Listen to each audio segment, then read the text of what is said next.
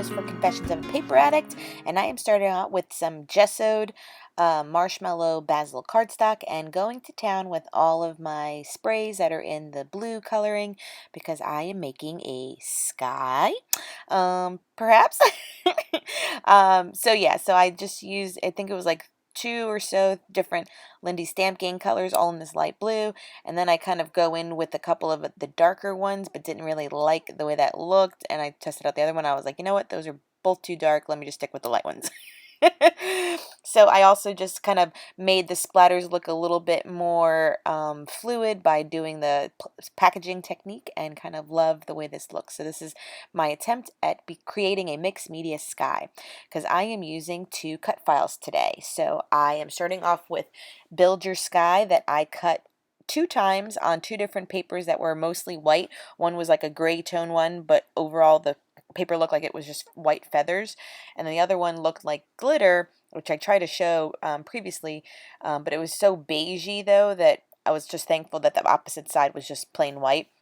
And that way I was able to layer as many of these clouds as I needed, but I did like the gray side that was those, feathers looking. So I had some of them obviously with the cloud lumps and bumps facing up, and then flip some other ones upside down so that there was no flat edge in creating my beautiful little sky.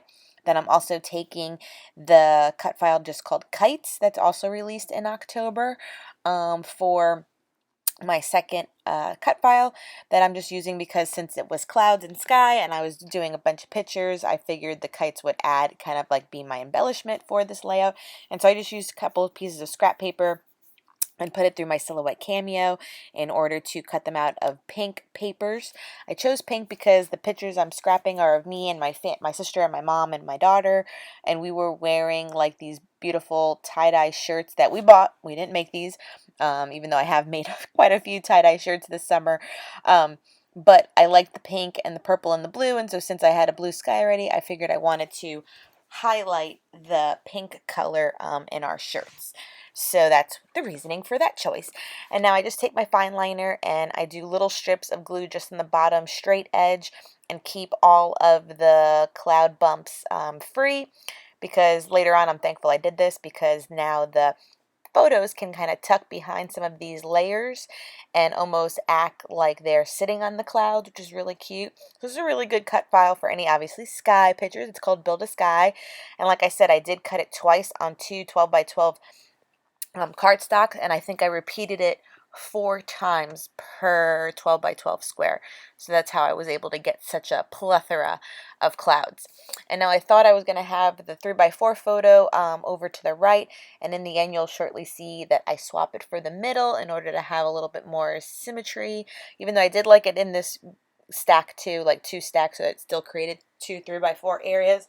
But in the end, I split the little ones apart and then had the one in the middle. That way it's just, I guess, symmetrical to me. But you'll take a moment here, and when I kind of finish up the last of it, I slowed it down so that you can kind of see how great all the layers are and how, like, it was just really pretty and really nice, and I'm glad I did it all. Look how cool that looks. Yeah, so I'll leave a link for this cut file down below. You can recreate it. Again, just nice pictures for outdoorsy photos, beach photos, summer photos, with the bright blue sky. Was really cool to kind of play with and bust out my mixed media products. So and here you'll see me too. So I think I bust out my corner rounder because I've just been loving the corner rounder completely lately. And then I do cut out, I know you've been seeing only about 3 kites like that. And I just felt like it was top heavy and nothing on the bottom. So then I start cutting more kites out, and then I use 2 and 2. So then it's stacked again to be symmetrical. And I used my title as Blessed from a thicker collection. I don't know which one's that from, but I think it was at Joann's. And then I was like, you know what? Let's add some glitter because, I don't have that many other embellishments, not like a collection I'm working with. So I take out a epoxy flare badge from Happy Scrappin' Studio, and then some sequins from Spiegel Mom Scraps that I take out a set that I pick out all the white ones out and add amongst my clouds, and then one that I take all like the blue aqua ones out and add more glitz and glam to the sky area as well. So here's where I get like kind of my final love and orientation for the photo. So the 3x4 in the middle, the two bookending it, and then I have two kites on the bottom and two kites at the top, and I just cut it out of another pink pattern paper, or I think it's solid cardstock, and then this one with the extra squiggle of the string down below, and it really came out really cute. And I keep it simple, and this is when I just start adding some of the sequins for the sky and this little flare badge. And that pretty much wraps it up. So I'll leave the link to Confessions of a Paper Addict Studio down below. She's a cut file shop. And this one I use is called Build a Sky, and then the kites cut file as well. And it really turned out great. Thank you so much for joining me. Please follow me, subscribe to my channel, and give this video a thumbs up. I'd really appreciate it. Have a good day. Bye.